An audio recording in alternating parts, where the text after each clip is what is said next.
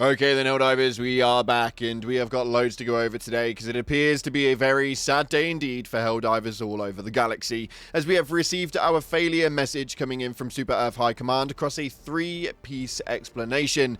And then we have got some stuff coming in from Frontman, as it appears that our attack on Cyberstan did not prevail. Unfortunately, it set us back one stage while we wait for the next report and moves on what to do next from Super Earth High Command. We're going to break down everything we've got for you guys here in today's video. If you haven't already, smash that beautiful like button and subscribe and post notifications turned on. It'd be greatly appreciated. Check out our incredible sponsor, Instant Gaming, the platform where you can get your video games cheaper for PC and console with the best deals, offers, promotions, and discounts, running up to 70% off. It's a no-brainer with all the new games dropping at the moment. The link's in the description for that one. And if you want to get your hands on some super credits, then head down to the comment section and put a sad face emoji. Why? It is because it's a sad day indeed. This is the first major order that we've actually lost. Yeah, it's a sad one, that's for sure. But let's take a look at what it is that's happening right now inside of Helldivers 2. So starting off, we received the failure message. Now we're just going to go over the primary message on this one, because essentially we end up with a summary of what it is that actually happened. But let's take a look. It states right here, Operation Valid Pretext concluded. The peacekeeping operation of Cyberstan has concluded, and the liberation of Cyberstan has failed. The underhanded, subhuman treachery of the cyborgs returned to once again steal peace from Super Earth citizens. The threat of a socialist planet killer remains active. This is a grotesque travesty of justice. Nevertheless, Operation Valid Pretext was not without benefit. The audacious and tireless Helldiver offensive forced the monstrous cyborgs out of their shadows. Their tyranny bastion was penetrated, and their mega factories were razed to the ground. In doing so, we have grievously wounded Cyberstan, a proven front of tyranny, and reduced their industrial capacity to ash. If the cyborgs insist on rejecting peace under managed democracy, they shall inherit only a burning wasteland. The Super Earth fleet now enters a strategic contraction phase. We must retract and regroup to prepare for the inevitable. Unjust counter-offensive from the surviving socialist menace.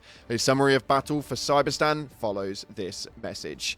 Now, I'll put it up on screen while we're talking about it, but this gives you guys a run-through of how it is that the phase went over the entire run. So, Operation Valid Pretext played out a very deep, dark day indeed. And I think that actually where we went wrong was probably in phase 2 or 3, around the whole movement with Aurora Bay, and then going backwards and dealing with the Lezath and Short Bay's raise and stuff like that. It was a drastic time indeed, and a lot of people were blaming a lot of the bug divers and people on other fronts, and it appears that that wasn't actually the problem. What this was, though, was one of our first major fights that we have actually lost. Obviously, we've had numerous ones in the past, Malevelon Creek being one of them, Super Earth, Oceune, Calypso. We have got an array of really big battles under our belt, and we managed to actually win every single one of them. If anything, this attack on Cyberstan is essentially just a reminder that we can lose the battles sometimes based on poor choices and decision making. I know a lot of people are complaining about the fact that the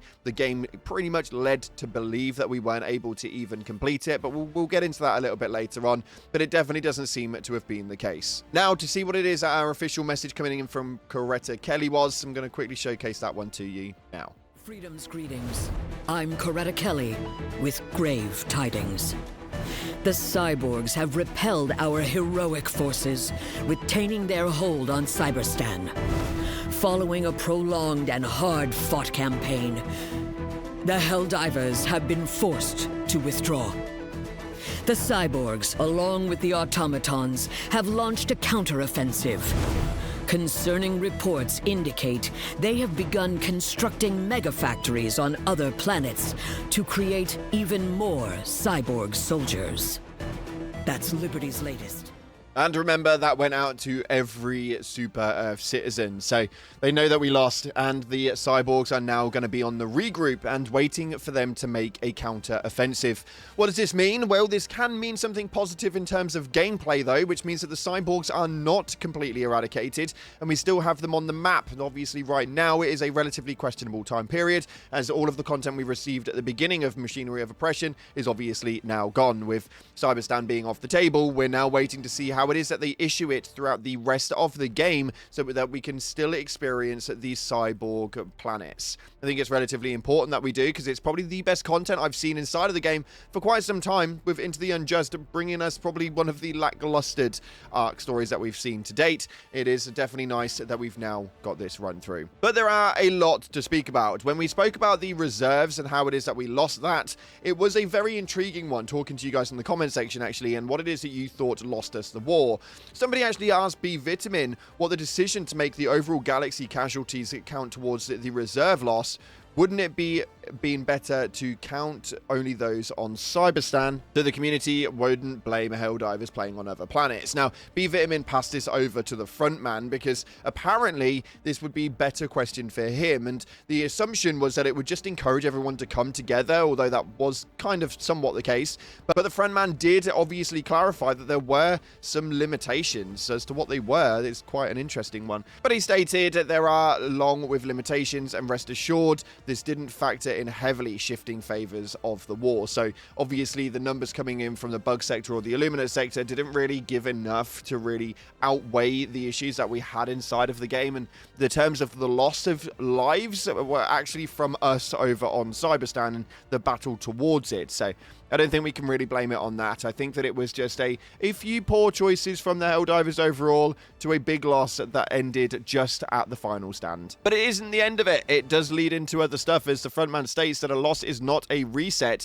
The Galactic War moves forward. The story continues to weave. So it's not the end of this one. There is going to be so much more happening. As to when it does happen, we'll have to make sure we wait and see. We're going into the weekend, so I would speculate that we're likely to receive a new major order at some point soon. Obviously, this is not likely that we'll wait 2 days for something to show up. Maybe we'll have a filler MO by the point that this video goes up. If it's honestly, my luck is that this happens every time. We put it up pre-MO and then the MO drops, and yeah, anyway. There's likely that something filler is going to arrive for you guys to do in the meantime. But this isn't the end, and the machinery of oppression has only just begun. Remember that. We've still got quite some time remaining.